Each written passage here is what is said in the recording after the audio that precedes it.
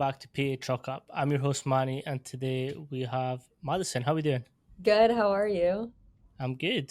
We've kind of been speaking in the lobby, so we've had the chance to catch up and figure out where you are with FSU and all the demands that you've had already.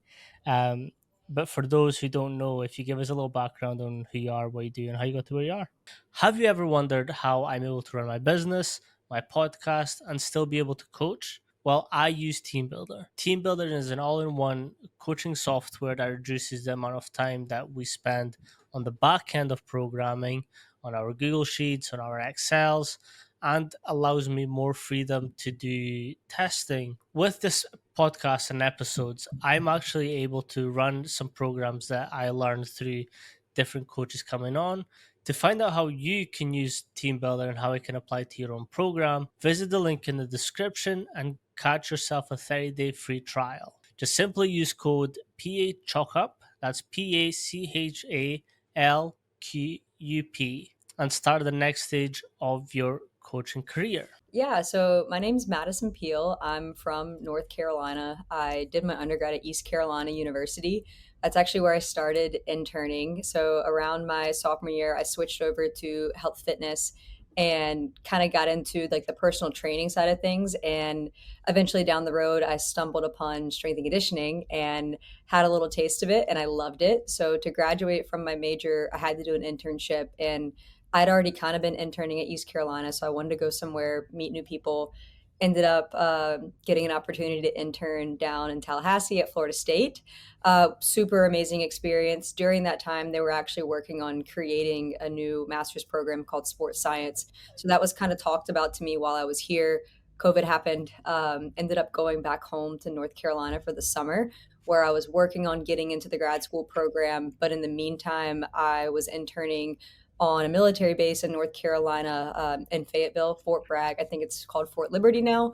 So I got the chance to work with some soldiers, get into the tactical sector a little bit. Got into grad school, came back down to Tallahassee, was at Florida State for another 2 years as a graduate assistant. When I graduated, I was very fortunate to receive a job at the University of Southern California, where I spent 3 years mainly working with beach volleyball and women's tennis, but I worked with a number of teams while I was there, just depending on what was needed from a staff dynamic standpoint. This past summer, less than a month ago, I was very lucky to receive an offer from Florida State to come back now as a full time strength and conditioning coach here, working with beach volleyball and women's indoor volleyball. Nice. I mean, we've kind of spoke about your journey, and it's always mad how quick things move, but b like the what you must have left behind IFSU when you were there for them to be like, hey, let's bring you back. Yeah, it's definitely a very cool and unique opportunity to be asked to come back by some of the head coaches that were here and some of the full time strength and conditioning coaches. So, to any GAs and interns out there, definitely give 100% of whatever you have to whatever internship or GA experience you're a part of. I think that's what a lot of people miss out on is it is exhausting being a GA or an intern, but like you can get so much return Oh, by just like 100%. giving 100%. Yeah, I mean, I knew it was going to be super hard. So I was late to get into the master's program, so they'd already filled all of the actual GA positions that received funding and tuition waivers and things like that. So when I got into the program, I kind of just showed up in Tallahassee, and I went to my former director and I was like, "Hey, I'm back. Can I work?" And she gave me some teams that I could be a part of, but there wasn't any money left in the pot, and I was totally okay with that. I just wanted to work and learn. And during those 2 years that I was here, some other GAs had left, so I was able to get funding towards the end of it, which was pretty cool. But in my head, I was like, well, it's 2 years of my life. I'll figure it out, and then after that, if I do a good job, then things should work out the way they're supposed to. 100%. That's something I wanted to speak about as well. Your original plan wasn't to be an S&C. No. How was that sort of decision making happen for you? So the original plan was actually to be a veterinarian, and then realized it was 8 years of school, which seemed like a lot. But I wanted to be outside doing stuff. I actually wanted to work with farm animals. I thought that'd be really fun. Um, I was always super active, loved working out, and I had a friend who was 4 years older than I was. We were from the same hometown. Her major was health fitness specialist, so she kind of told me about her classes and different things that the program offered, and that was when I switched my major to health fitness. And the main kind of target points of the major were cardiac rehab, group fitness, personal training, corporate wellness, all of those things. So I got exposed to all of those aspects of kind of the profession. And then we had a handful of people come speak to our class one day about different job opportunities with this degree. And one of them was the internship director at East Carolina. And he spoke about kind of what they did, and I thought it sounded really cool. So I went up to him after class and asked if I could just come by and experience it and see what it Mhm. was.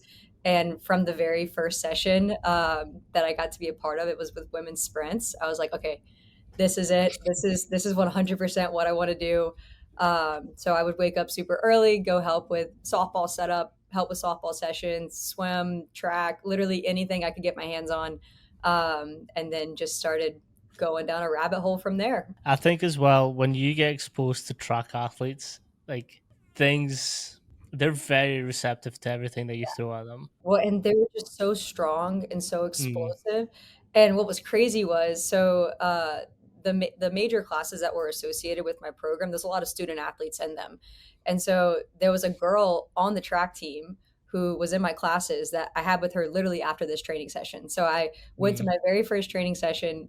She was in the group, and then we had class together later, but I'd only ever seen her in a classroom setting. I'd never seen her kind of in her element doing her thing. So I thought that was really cool as well. With obviously having like the difference between military and sport, or like in a more sport only sector, what are some of the differences that you found between those two? I mean, at the end of the day, people they just want to feel like they're being taken care of and you're helping them improve and they're feeling heard. That's kind of my biggest goal, whether it's tactical or it's college or whatever it may be, is people they just want to be heard and they want to be helped and they want to reach whatever that next goal is. Um, so the approach from like a personality standpoint, I guess, is kind of similar in that way. I would say the biggest thing that the tactical sector taught me was how to be adaptable and how to sell Mm, yourself. Because coming into that environment, it was relatively new. It had been a thing with special operations for a while, but they were trying to implement the same concepts of having a strength and conditioning coach, a dietitian, an athletic trainer, all of those people in kind of the big army setting.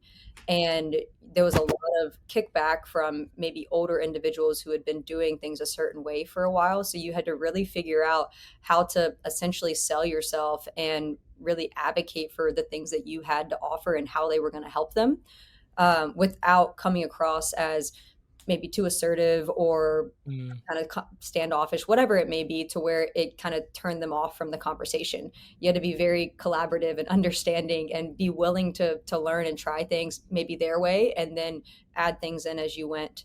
Also, the lack of resources. There's very mhm, limited equipment with some of the units I worked with, so I had to get super creative with things I wanted to do, and you had varying ability levels, of just what people were able to do because maybe their job requirement didn't require them to maintain a super high fitness level or whatever it may be. But all of that kind of helped me coming back into the college sector, just look at things in a new light and have more of a creative approach when it came to situations. So while I was back at Florida State as a graduate assistant, I worked with the ROTC program here. And I was training cadets. I had between 40 and 50 of them at 6 o'clock in the morning, pitch dark outside, limited equipment, and completely varying ability levels. Like it was a whole new ball game compared to what I had done at Fort Bragg. But I was able to organize it, structure it to where it made sense. Everyone kind of got what they needed. They were able to improve, and that's what they wanted to see at the end of the day was were these people able to improve and continue to progress with what they were working on with limited training days, access to resources, all of those things. how has that now made you look at when you do have the equipment? How does that sort of change your perspective of, okay, I can now have this equipment, but I can still adapt to things as they come? Yeah, I mean, I think it just puts more tools in my toolbox. Having all the equipment and all the technology is super cool, but if you can't operate and do your job at a high level in a setting where you have nothing, then you're lacking as a coach. And part of our job is being creative, and it's not just from an equipment standpoint, it's being creative from an exercise selection standpoint. Hmm. If an athlete is telling you they have pain with one thing, okay, well, we got to figure something out quick within the next 30 seconds of what we're going to have them try to alleviate that pain so they can continue to train. If you're standing on the floor and an athlete tells you they have pain and you don't have a modification already ready in your head or a route you want to go for whatever situation it is, the kid's not going to trust you because they're going to think that you don't know what you're doing, you're not organized. So being able to adapt quickly, make decisions quickly, that, I mean, that's kind of what that environment prepared me Hmm. for. So whether I have access to everything at Florida State and USC, or I'm working with PVC pipes and sandbags with the combat engineers, like it doesn't matter, I'll get it done. And I think that's what's like.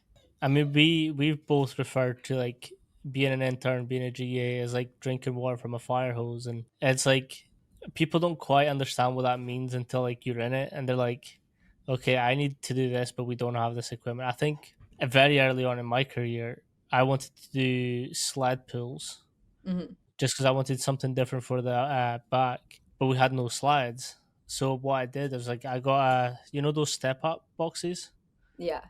Yeah, so like I put cowbells on top of that, like a bunch of cowbells, tied a bottle rope Pulled the to it, boxes. and just pulled it. Yeah, I mean, similar thing here. I wanted to do like sled pushes.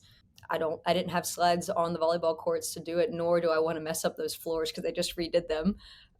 So we did them with a partner. I had people put bands on like they were a backpack. The other Mm, person stood inside them in the back, so you're getting a little bit of knee kind of rehab in the back, and the person in the front's getting the sled push slash pull that I wanted them to do. So there's different ways to do things. You just kind of got to get creative and figure it out, and then also leaning on people around you. mhm. There's like the Nordics. I call them poor man Nordics. They're just like the black box, and then it has the wheels in the back. It's not like a full GHR. I think I know what you're talking about. It's like the Nordic kind of machines you roll around the floor of the weight room. Yes, yes, yes, yes, yes. So there's only one in like the main weight room that I'm training indoor volleyball out of, but I wanted them to do like a Nordic where they're going down to a med ball, rolling themselves out, and then coming Mm, back in that way, progressing from the band. But there's only one, and I have a roster of 19. So I was trying to come up with different ways that I could do something similar or do the same exercise with different equipment. And actually, one of our current GAs gave me a really good idea of elevating them on a box and then continuing to hold their legs down that way. I was like, all right, cool. So lean on the people that are around you. Like, I don't know everything, and I'm mm, not supposed to know everything. I'm supposed to ask questions. I have a lot of experience with wearable like GPS technology, but Kinexon's a new platform to me. I haven't really used it. I used Catapult a lot, but I had probably 5 to 6 phone calls this week with different people asking them how they utilize Kinexon in their program. Like, you always got to be learning and looking for new ways to do things or different ways to do things.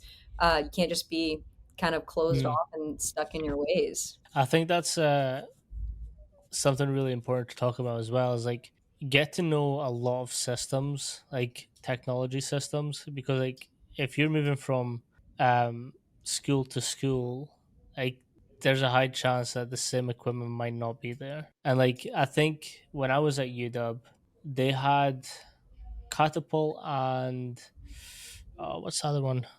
Oh, the name's slipping. Vert, Kinexon. No, I can't remember, but they were big competitors, and so we had some of each, and they were trying to figure out which one was best.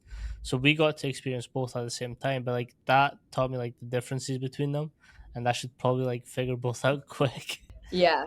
Well, Catapult was always just everywhere I went. They had Kinexon here when I was here before. I just never really had an opportunity to dive into it because I was doing so much with Catapult. And at the end of the day, the systems do pretty much the same thing. It's more so just like, what does the platform look like and how do I Mm, navigate the whole dashboard and platform? That was kind of what I really needed to figure out. And then just asking other programs how they use it with their coaching staff. Obviously, I'm stepping in to this role here. So I want to be able to have conversations with the coaches of, hey, how do you want to use this technology? What's Mm. worked for you in the past? What has not worked in the past? How can I help you? And how can we use this as a tool to make decisions? It's not going to completely decide everything that we do, but how can we use it as a tool in our toolbox? With the GPS, how are you? How did you use them at Southern, and what are some ways that you're implementing it now? So a lot of my catapult experience came from the soccer world. So when Okay, I was at Florida State before, and when I was at USC, with soccer, I used catapult for both of those programs. that And makes a lot more sense. yeah, so really using it to kind of periodize how you want your week to be laid out, how you want your season to be laid out, creating a drill library. I think with soccer, there's kind of less metrics that I would look at just because a lot of it came from what's our player load and then what's our Mm, distance accumulated, maybe what's our max velocity for the day. There was a little bit less metrics. Whereas with indoor, I feel like there's a little bit more I would want to look at, but I also don't want to look at too much. So, like communicating with my coaches, asking them like, "Hey, what are the top three things that you want to look at to help you make decisions?" But that's kind of why I had all those phone calls with different mm, coaches just to ask, "Hey, what are your three big things that you look at? What's important to you?" Beyond those three things, like what are the top five things that maybe you look at but you don't present to your coaches? That kind of stuff. so, from your research, what are some things that you're looking at? I mean, player load's an easy one. Okay. And I forgot what Kinexon their like name is for player load, but everyone just kind of changes it because it's a little bit shorter to say. um, Looking at total distance, like even if they're walking around, it's still time on their feet. So I want to see what's the Mm, total distance you're accumulating in a game or a session, and then jump count and kind of breaking everything up by position. So that's kind of what I want to look at with indoor. this is something that comes up a lot, and I've heard both sides, but I'm always very interested in figuring out everyone's thoughts on it. Obviously, volleyball is a jump dominant sport. Do you program jumps in, or do you let them jump on court? Like in my programming, Yeah. I program jumps in. So, like right now, we're not really jumping. A lot of it is landing mechanics. They have open gym right now, but I mean, they're kind of just doing whatever they want. Starting next week, I'll have targets that I need them to hit each day during open gym. So, right now, I'm kind of going through what last August looked like. Um, Mm, and I'll program out the rest of the summer, so mainly July, to essentially get them ready for what August is potentially going to look like. So it's not a big shock to the system. They already have some variety in maybe higher days, lower days, that kind of thing, and kind of their bodies are used to it essentially. mm, But regardless of what they're doing on court, I typically have them doing some sort of jumping with me. Again, right now it's a lot of landing mechanics, and then they're doing whatever they're doing at open gym. But it a lot of it's kind of potentiated movements. So like if we're doing a clean or a squat, then jumping after that.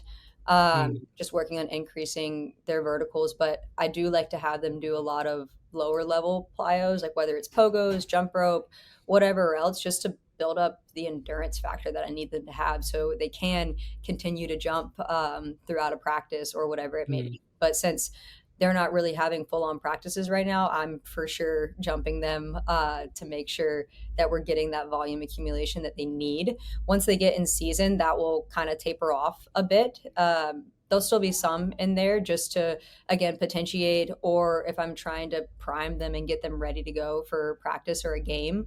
I do think it's important to continue to do it. I've been curious recently about, like, again, load accumulation can mean so many things, and I think people only look at it one way. And it's also kind of like what happens after it. So, like, when we're accumulating, we want them to be at a certain point by the time they start their season, right? So they can deal with the loads from day one to the last day of their sort of season. How do you go about understanding how much load they're needing, and then how do you phase that into your program and their jumping and their conditioning and uh, everything that sort of KPIs that you may need? Yeah, so the really cool thing about kind of Catapult or Kinixon is when it can give you distance covered. So if from a conditioning standpoint, I know that they're going to cover 2 miles in a practice, I should probably make sure that in some fashion, whether it's intervals or whatever else, that their body can handle that and recover from it. So usually that comes from like from a testing standpoint, I'll have them run a beep test at some point. So we'll do the yo-yo and things like that. And there'll be a standard associated with it to where, hey, if you can get this standard, then from the accumulated distance that you're getting in this test, like check, you're good for practice. Like your body can handle it, you're good to go. And that's just doing it at a quick like 10 to 12 minute time period, not the total duration of an hour and a half to 2 hours. So that's one way to kind of use the catapult stuff and connects on stuff, which I think is extremely helpful. If I know that your body needs to be able to take on that distance, and I can for sure get you ready to take on that Mm. distance. Same thing from a jump count. If I know in a total practice they're going to get 80 jumps leading up into that, whether it's in my conditioning or my lifts, I can make sure that our jump count is gradually increasing. Now that I am going to be up giving them numbers for their open gym stuff kind of helps me with that process because I'm able to see, okay, day 1 of August, you did 80 jumps. Okay, well, I don't want to do 80 jumps next week. Like, let's maybe start with Mm. 20 or 40 and then increase a little bit week to week. So when that day one comes around in August, they're ready to take on that 80 jumps. Are you programming so later towards the start of the season, but before it starts, are you wanting them to have more jumps than they might perhaps have in a game? Yeah. I Yeah. think practices should be harder than a game. Not only so your body becomes a little bit more resilient, stronger, can recover faster, all of those things. But if the hardest thing you experience is in your own house where it's just you and your team, not only does that increase the culture, but when you are placed in a final set in a high pressure situation, you're chilling. You already done the Mm. hardest thing. That should be the easiest thing, the fun thing. You've already done the hard part. So with phasing out the program and the metrics that you're needing to hit, what's some other considerations that you're needing your athletes to achieve and have in the bank before they start their games? I mean, I think the biggest thing is going to be the performance metrics associated with practice. So distance that they're accumulating, player load, and then the jumps. From like I don't really do traditional like weight room testing. I do a lot of stuff with bar speed, and then from there, I'm getting an Mm. estimated 1 RM based off of whatever your training was from that day.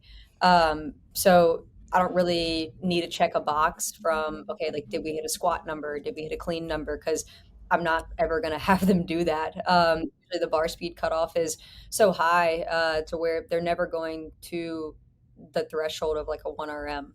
And that's done on purpose because I don't want them to be super tired, beat up, and in a hole, and maybe not be able to perform at practice. I can get everything I need from how quick did you move a certain load 1 or 2 times. Um, so from like a checking the box standpoint of what I need them to do, I just need their metrics of kind of their Kinixon numbers to get in an appropriate range Mm. to be ready for August. And then I would like to have them do their beep test going into August as well. Again, from the distance accumulation standpoint of like, yeah, like you're ready to go. But also, like I said before, like it's important to do hard things together, and a beep Mm. test is hard. I can make you 100% physically prepared to get a 16-1 on the beep test. But if you're not mentally tough enough to go there and do it yourself, then that's where we need to check in. When you're talking about bar speeds and you're looking more at that, what sort of things are you looking for, and how does that then impact your program? So, I mean, I still call it a testing day, but I really just need to make sure they're logging everything appropriately. So, I have a couple different protocols. I'll do a hang clean test with bar speed, and I do a hang clean and not a clean from the floor because it's going to limit how much they can move. So, they'll do a hang clean, and the bar speed cutoff, I actually I'll change it based on different groups that I have in Mm. front of me every year. So, last year working with beach volleyball in the fall, our bar speed cutoff for the hang clean was 165. And then when we Okay. retested in January, I actually bumped the speed up and made it a 175. So if they wanted to hit those same numbers that they hit pre Christmas break, they were going to have to move a lot faster, which they had the ability to with the winter break packet that I gave them. So it's an accountability check, but it also gives me a safety net. So if someone didn't do their program and they're trying to move a load at 165 and maybe they're going a little bit heavier, their body might not be ready for it if they didn't do any training all winter break. Mm, So I usually bump it up as like a safety net for myself. For the squat, I've done it a couple different ways. I've done it with back squat, front squat, split squat. But the protocol, it's two sets of three and then three sets of two. So within those prescribed sets and reps, they're trying to get really close to zero point 0.5, zero point 0.5 being the cutoff. So they don't want to go down for their average velocity. It needs to be at zero point 0.5. Don't want it to be above zero point 0.6. I usually tell them, hey, the closer you get it, the better, because the more accurate our numbers are going to be. mm, Again, drives intent with the movement, but it's also giving me a safety net and it's cutting them off before they get anywhere near a threshold of a 1RM.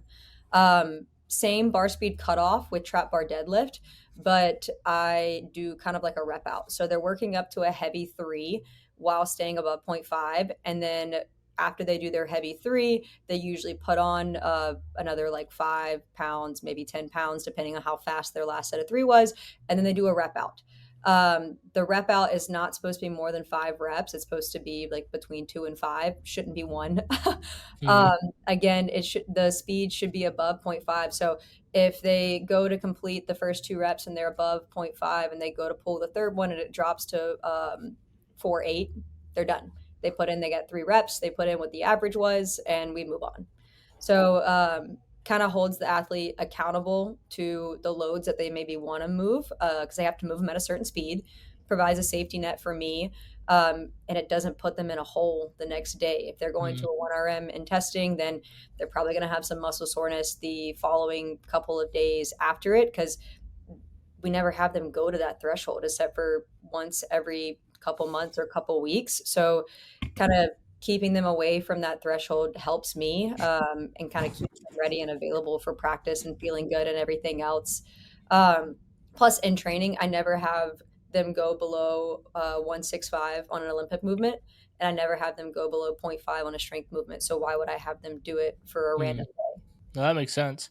You've also kind of alluded to the dark side a couple times in the dark training. side?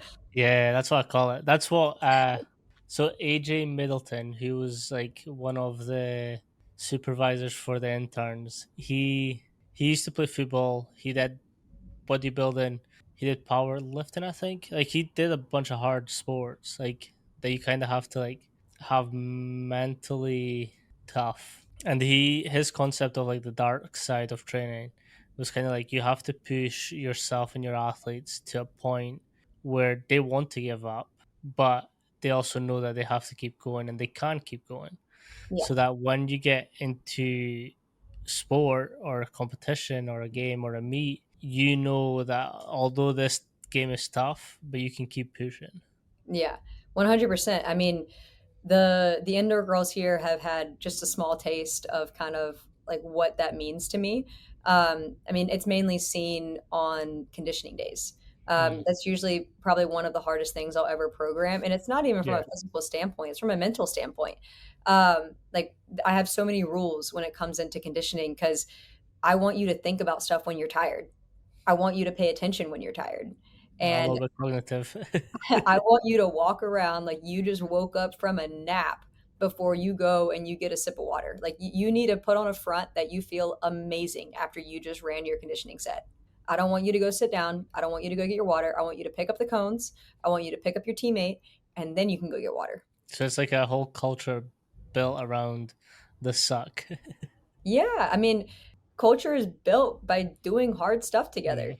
So if it's just easy for everyone and everyone just looks out for themselves and not their teammates, then what kind of team is that? Do you think that the military stuff influences your conditioning?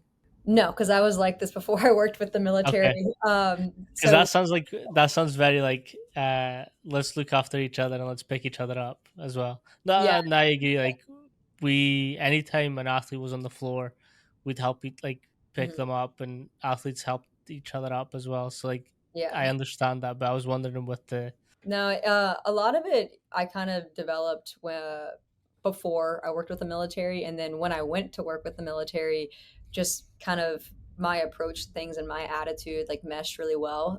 So when I worked with ROTC here at Florida State as a graduate assistant, small little blonde girl walking in to whoever's in charge office, and they're just kind of like, this girl, she's gonna lead our sessions. Day one, I walked out there, and his name was Sergeant Belasco. He started calling me Mighty Mouse because he thought that I was just gonna like be some pushover that came in and couldn't command a group of like 50 people in the dark, and I was able to do it. And so he was really impressed and respected me for it. And I was able to have all the freedom in the world to do whatever I wanted with the cadets because he mm, trusted I was going to get them where they needed to go. So I think just kind of my floor presence and the what I bring, it's not from being with the military. It's just it's how I am. I mean, it's how I am in my daily life. Like I'm very regimented. I love a routine. I like consistency. So that's kind of what's to be expected when you show up to a training session. I mean, it's only going to help mm, you out if you find mm. consistency in your daily routine. It might be the most chaotic internship schedule in the world. Find consistency in whatever you're doing. You mentioned winter break packet. Mhm. What sort of things do you give them to do, and how does your programming change depending on the gyms that they may have at home or not? Yeah, so typically, I do player meetings before they go on winter break. And this is mainly for beach volleyball because indoors chilling, they're done. So usually I'll run through with each player. They'll usually meet with the coaches first, and then they'll meet with me. So whenever I have my meeting with them, I'm asking them, hey, what do the coaches tell you? What do they want you to work on? And if it's volleyball related, I still want them to tell me because it might be something I can help them with. If the coach is telling them, that they're not reaching high enough on the ball. Okay, maybe it's a mobility issue. I'm going to give you Mm, some mobility stretches to help you get into those ranges of motion you need to get to so you can reach higher on the ball. But a lot of times, like the kids aren't connecting those dots. So I have them tell me what the coaches are telling them. So I have the packet that everyone gets, and then everyone will also get from their meeting with me kind of individualized things of whatever it is they want to work on. So if they've had some knee issues kind of bugging them throughout the fall, well, the expectation is you have it together and it's not a thing come January. So maybe they're asking me like, hey, what are some extra things I can do to help with this knee stuff over winter break? And this is also a conversation with the athletic trainer as well. Like it's not just me giving them mm, rehab stuff. Like we're a unit, we work together. Um, so every single person gets their packet. They all get their individual stuff. Some people want to do change direction things. It all kind of depends. I make the winter break packet really freaking hard. It's harder than anything that they do while they're on campus with me. Not only to make sure that they're in shape and ready to go when they come back, but I don't know if they have access to a volleyball court or practice when they're at home. mm, So I make the packet pretty hard. And again, like going through something hard together like makes you stronger. And if you're going through it hard together from a distance, that makes you even stronger. mhm, So the girls will text me on like a daily basis. They usually have a group chat where like they're sending photos to each other, things like that. I do the packet as well, so they know nice. that I'm doing You're it. leading by example. Yeah, so whether it's the lifts or the conditioning, I'm doing all of it. So if they text me and they're like, "Peel, that squat set was terrible today," I'm like, "Dude, I know, got me too." Uh, so like the accountability piece is across the board. Everyone's doing it. Everyone knows that it's hard, but the whole point of that winter break is to come back as a freaking unit in January, Mm, so we don't have to waste any more time. Like we can go. So usually when they report back, I run through testing kind of that week. I'm making sure from an accountability standpoint, we did everything we needed to do. And if we didn't, then that's on you because I gave mm, you all the tools in the toolbox to get it done. And if you didn't do it, I I can't help you. You didn't get on the bus. The bus left. It's kind of up to the kids to make sure that they hold themselves accountable as well, and they know the standard and the expectation mm. because I make it very clear before they leave. You also, I'm referring to the video that was posted of you, and you also have these player meetings before you start any program, and when the freshmen come in. what is sort of talked about then, and then how does that transfer into your programming? Yeah, so I'll use beach for the example, just because I don't even have the whole indoor team right now. I'm still waiting on some people to get cleared before I have meetings with them. But beach is an easy one to look at because they all start right when school starts. So usually around week 5 or 6, I'll run them through testing. So we'll do all the weight room assessments, so all the bar speed stuff I just talked about. And then the second week will be all conditioning based. So whatever conditioning tests that me and the coaches decide we want to do, we run those all the second week. During this time period, usually it's around like middle of the semester, fall break ish time. So the coaches have been able to see the girls play in practice. They're having meetings with them, hopefully quite regularly, to tell them like, hey, this is what we're seeing 5 weeks in. This is what we want you to work on, things like that. So usually once all my testing is completed, that's when I schedule this first round of meetings. So there's been eyes on the kids. You know, kind of what's working, what's not working, what you're working with in terms of the athlete in front of you, and the athlete's getting an idea of, okay, if this is what the program looks like, and this is how things are ran and operated, this is what I feel like I need, this is what I feel like I'm lacking, things like that. So I don't like to do it day one because I want them to get a feel for their environment before I have a meeting Mm. with them and they maybe tell me things that they're going to get already. So usually around like week 6 or 7, I'll have those initial meetings. And then right before Thanksgiving and like winter break, we'll do another round of testing to get numbers like pre and post going into winter break, all of that kind of stuff. And I'll do another round of meetings. And that's when I get the packet stuff ready. And then come January, we'll do the testing again and we'll meet one more time before we kind of get into our preseason and end season stuff. Because beach is pretty unique. The season's super short. Mm. And most programs, like they're looking to peak for NCAAs, especially if they're a good Division 1 program. They're not super worried about those early matches. They're worried about conference and NCs and going in and making some noise. So most programs aren't looking to peak until you get to the end of the season. So it still gives you time to develop and make gains. So that's why I still do one more meeting before going into. Yeah, that makes sense. With most of the athletes being on the taller side, when I was in Italy, I got the chance to look at the beach volleyball team during they had like a little mini camp in the Olympic Training Center, and the coach was sort of talking about like different squat heights, and he kind of tailors that to the athletes. Like some this specific case, one of the athletes didn't like squatting, so he got her just to do box squats. Mhm. And when he needed to have that deeper range of motion, he actually just did this box step down, like a tall box step down. What's your sort of take on their squatting position and how you adapt that towards more their height? Yeah, so I actually do a similar approach to the guy that you're talking about. Everyone's built different. Some people maybe experience some level of pain if they squat to full depth, but if they go to maybe parallel, they feel fine. Why would I have them squat to full depth if it's not comfortable?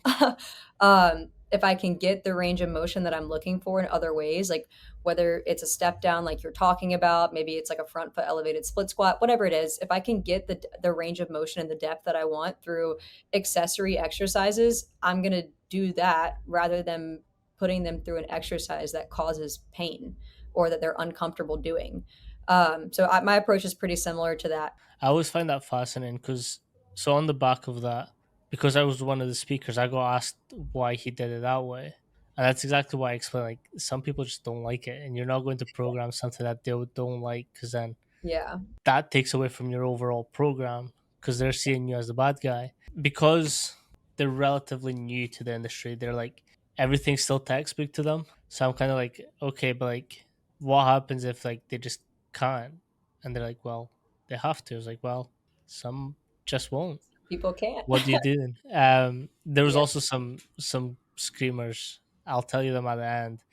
Um, but it's interesting that as you get more experience in the field, you know, like you stop being married, well, hopefully you stop being married to these systems and these exercises, like textbook exercises, because you see that everyone's individually moving. Like Yeah.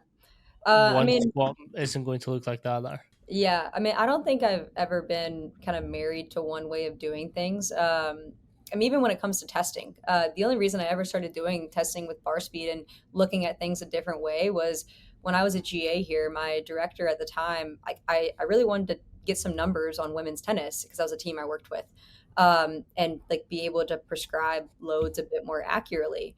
But with the way that their seasons are set up and they kind of compete year round, like there wasn't any time for it because you were going to be sore for a couple days Mm, if you did traditional testing. So she challenged me to figure out a different way to get the information I wanted without actually testing them. And that's where I came up with the bar speed stuff. So I don't think I've ever really been married to one way of doing things. I definitely think like if a case presented it to where a team wanted me to do 1RM testing, like sure, I'll do it.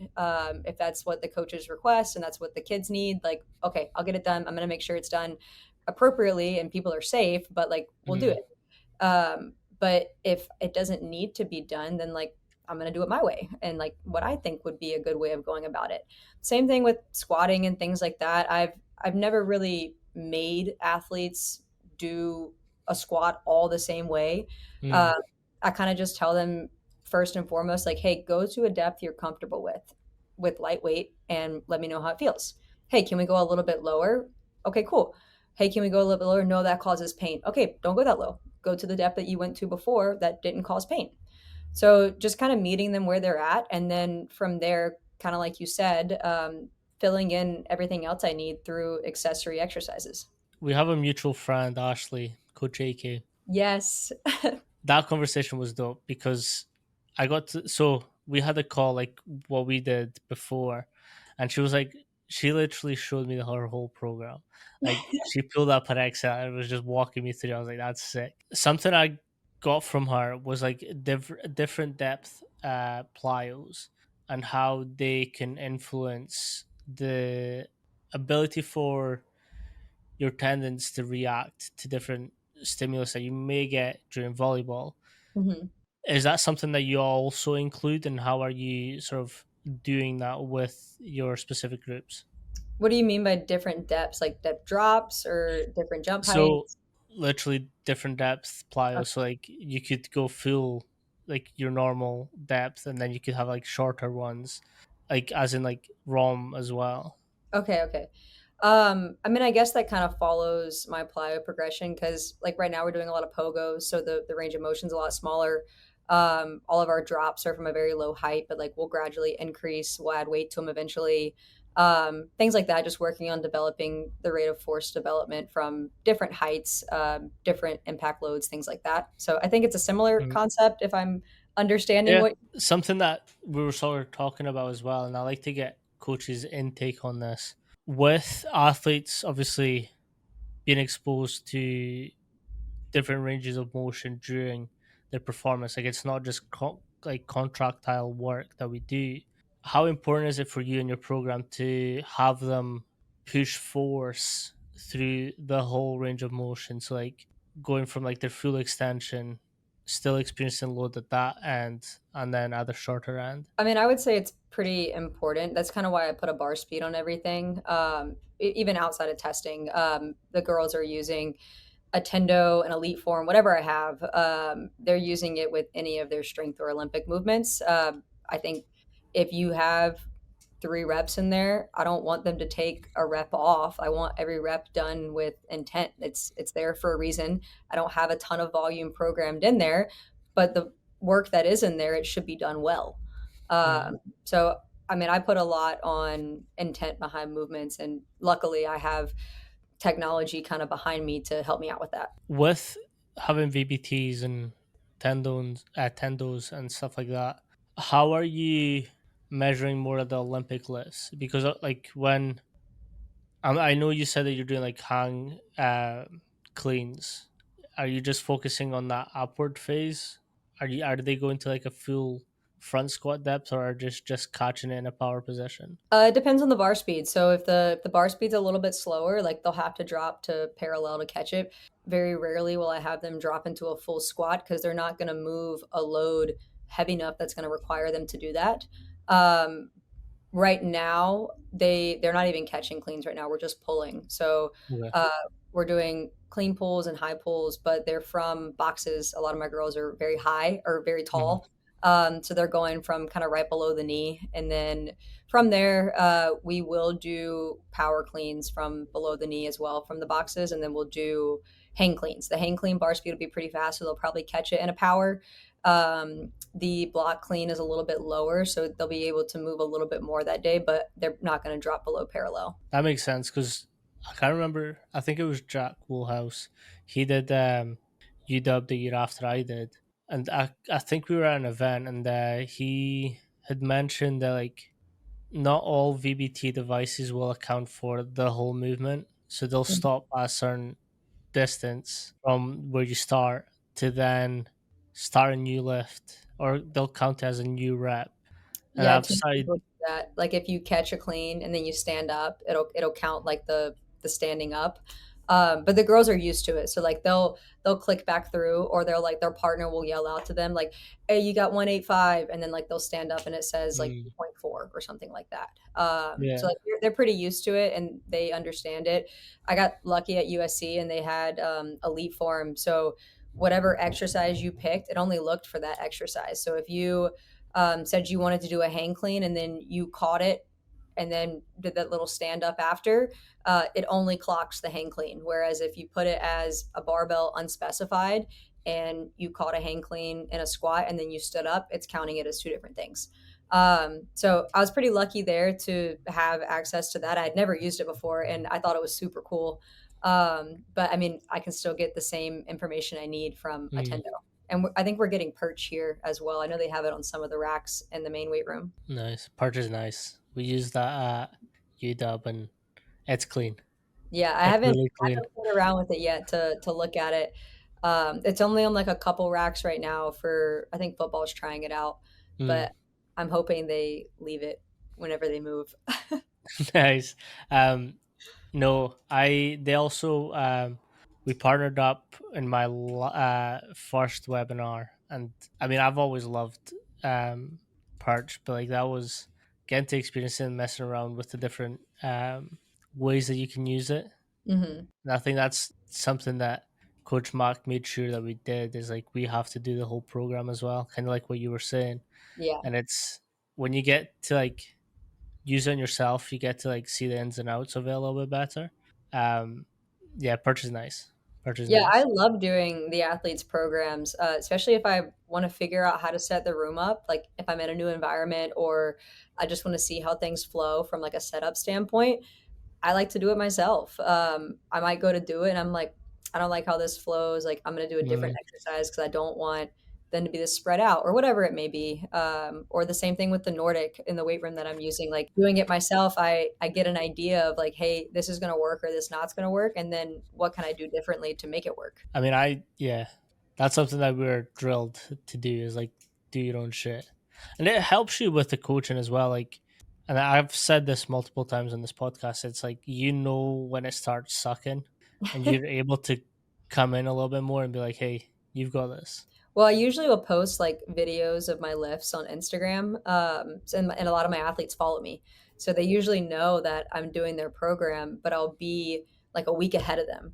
So Mm. when I would do Beach's program at SC, I'd always be a week ahead of them. So if they were on week 4, I was starting week 1. So they would all go look at my story to see like, oh, what's coming in the next phase, and then they'd come in the weight room. They're like, wait, I'm really excited to do that.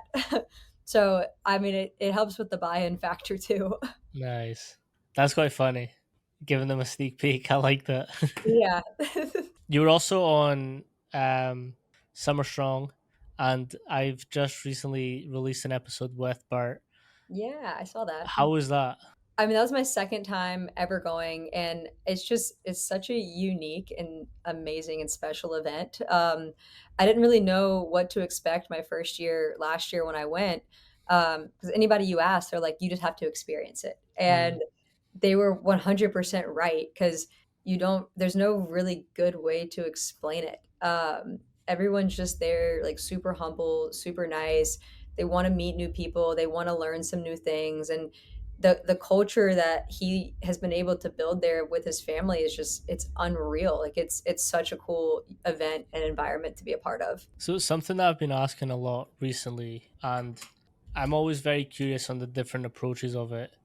With you attending Summer Strong and other conferences, how do you sort of what do you pick up and what do you look for, or essentially how are your tools brought into your program? Like, how do you experiment with it afterwards? Like, what's your process from then bringing it into your program? At Summer Strong, there's a lot of people that kind of talk about, I guess, like mindset, culture, and like that kind of thing, and kind of like the backgrounds associated with it. And I really like that stuff. I mean, anyone can do the X's and O's, but I think what makes a program really special is the environment that you can cultivate, and whether that is buy-in, culture, whatever it may be. Like I really like that kind of stuff. So.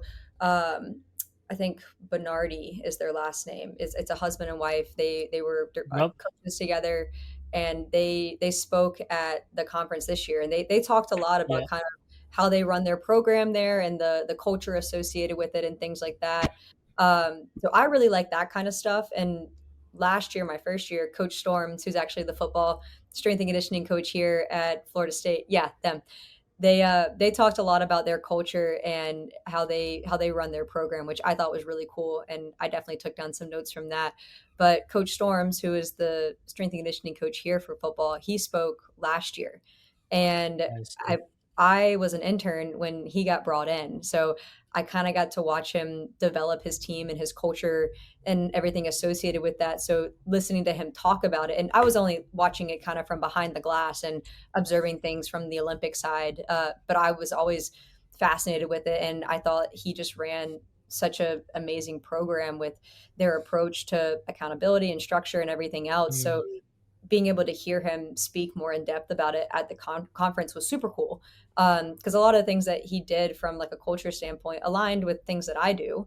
And I had learned a lot of things from him just literally from watching behind the glass, and then getting to hear him talk about it at the conference was a cool experience. And then um, same thing this year, like there was a lot of unique presenters. There was some that did do some of the X's and O's stuff, which there's always cool things to get from that, whether it's maybe new exercise variations or different approaches. But I think the culture piece is a mm. huge takeaway for me when I go to places like that. How do you then implement what you're learning into your program? Like, what do So you like? How do you pick what goes in and what stays out? I mean, it kind of just depends on who's in front of me. If I've got Mm, a super young group of kids, then we're probably keeping things really simple, and we're going to get really good at basic stuff. And then we're going to go from there. And the progression is just going to depend on how they develop. If I've got a lot of old people with me, or if I'm programming for post college individuals like Elena, the girl in the video, I'm asking them one on one, like, hey, like, what are your goals? What are you looking to improve? Uh, and then from there, things kind of get developed. But I don't think there's one way of really doing that. I definitely have different approaches for different people just based on the individual in front of me and what are the goals associated with those people. mm. Talking about some of your other athletes as well, you also have no quarter performance. Can you tell us a little bit how that works and how you go about doing that? Yeah, so No Quarter Performance is an LLC. I started, oh gosh, it's almost been a year. Let's go. So it's almost been a year. I started it last summer. But the whole idea behind it was to target three populations, one of them being high school athletes who want to compete at the college level. I feel like social media is a great tool, and it puts out a lot of information, but sometimes some of these high school kids might not know how to interpret all of it. And so that's kind of where I come in. Like if you want to compete at the college level, doing all these functional, like cool things on Instagram might be helping you, might not be. But this is how I can help you be able to go at the college level. I work in college currently, so it kind of just helps me educate them. And when they get here, hopefully they're a little bit healthier and ready to go. Mm, So that was kind of the thought process with that was put a little bit in the bank before they get here. So that way, when they get here, strength coaches are dealing with less overuse stuff, things like that, because maybe they weren't training appropriately leading into college. The next population is post college. I have a lot of athletes who, especially on the beach side, who will go and try to compete after college. And I don't really charge a lot of money. So to be able to provide them with a program to where when they're traveling to these events, when they're home training, whatever it is, they have some sort of consistency. And with it being athletes that I've previously worked with for the most part, I know their bodies. So I know Mm. what works for them, what doesn't work for them. So I've done it for athletes that I was with when I was at Florida State before. I've done it with athletes who were at USC, but it's kind of just up to the individual. I also will do it for like friends and family as well if they have goals that they want to work towards. Done it for a couple of my athletic trainers. And then the last population is tactical individuals. So whether you're police, fire, you're looking to go into the military, I did a girl who was prepping for her firefighter test. So I helped her get ready for that. She pretty much told me everything she needed to do, what her current test scores were, and then I helped develop a program for her. And then our student manager for beach volleyball, his name was Jake. He's actually looking at enlisting in the Marines. So he Mm. asked me to help him improve his testing score. So he tested, I think, last Tuesday. He sent me all his scores. And then from those test results, I'm going to put together a program for him that will start up in July. And he'll just be training up until he goes away. So, yeah, three different populations that I try to target. But I have a lot of heart in each of them. And I think it's also important to, and when I spoke to Coach Joey, he mentioned like S&C in the collegiate isn't always guaranteed position, especially like it's a little bit more prominent in football where there can be a lot of changeover. But like having other sources of income where we can supplement a little bit more and have a little bit more freedom to do what we want after our sort of career happens. Well, I mean, at the end of the day, I got into this because I like helping people Mm. reach their goals, do what they want to do at a very high level. So if I can reach more people through a different platform, then I'm gonna do it because I like what I do and I like to help people get to goals they want to reach and get them where they want to go. How hard is it to fit in to the demands of their home gym in that situation? It's not too hard. So usually I just kind of ask them, hey, what do you have access to? What's your current training split, or what do you want to do for a training split? And then just go from there. So it's kind of where the tactical background comes in. If Mm. you've got a couple dumbbells, I'll come up with something. I think that's, yeah, adaptability is key. I mean, I had a former athlete reach out to me maybe like last week or so, and she's like, "Hey, Peel, I finally got moved into my apartment. Do you have any like ideas I could do in my apartment gym besides like goblet squats and RDLs?" And this was a really nice apartment gym. Like she had a ton of equipment, a ton of everything, but she just like didn't know what to do. And I didn't even charge her. I just like put her together a quick program, sent it to her. She's like, "Oh my gosh, this just made me emotional." She's like, "I've missed your workout so much." But like again, it's just the creativity that comes with the job. Like my job is to think about things in a different way. Like that wasn't her job. Her job was to play volleyball really well, Mm. not to Yeah. think about how many different exercises can I do with one dumbbell. With that in mind, what's one piece of advice that you would give new coaches or someone that's wanting to come into this industry? One piece of advice. I'm just kidding. I'm just kidding. Adaptability.